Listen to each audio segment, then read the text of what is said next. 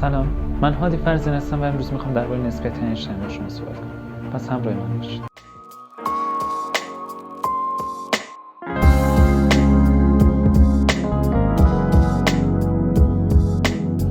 خیلی خوش اومدین به اولین سری از سری معادلات نسبیت.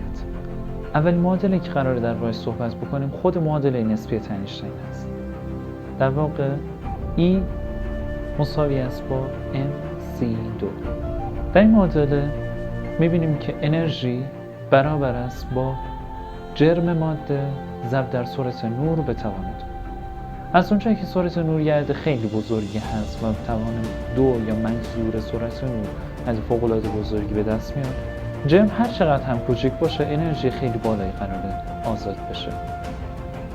حتی اگر ما یک اتم رو در نظر بگیریم، در علم کیهان شناسی نظریه‌ای هست که میگن زمانی که انفجار بزرگ صورت گرفت همه چیز در جهان به صورت انرژی بود و این انرژی با حرکت در سطح جهان و کم شدنش نسبت به سرعت نور به ماده تبدیل شد. در واقع ما اگر انرژی رو داشته باشیم که با سرعت نور در حال حرکته و از سرعتش کم بکنیم ماده تولید میشه و اگر ماده‌ای داشته باشیم که به سرعت نور برسونیمش به انرژی تبدیل میشه.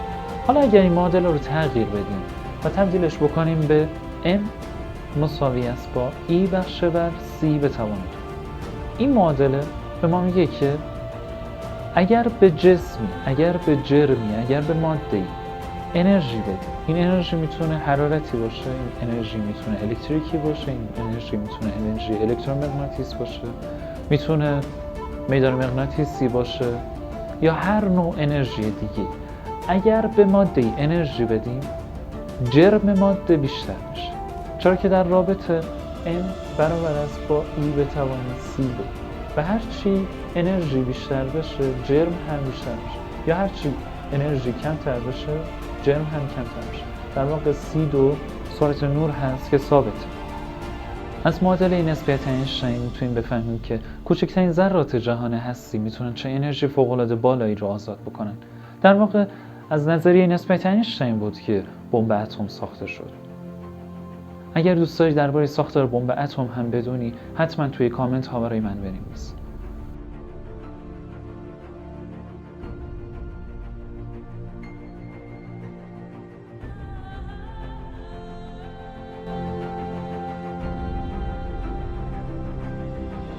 به پایان بخش اول از سری معادلات اینشتین رسیدیم.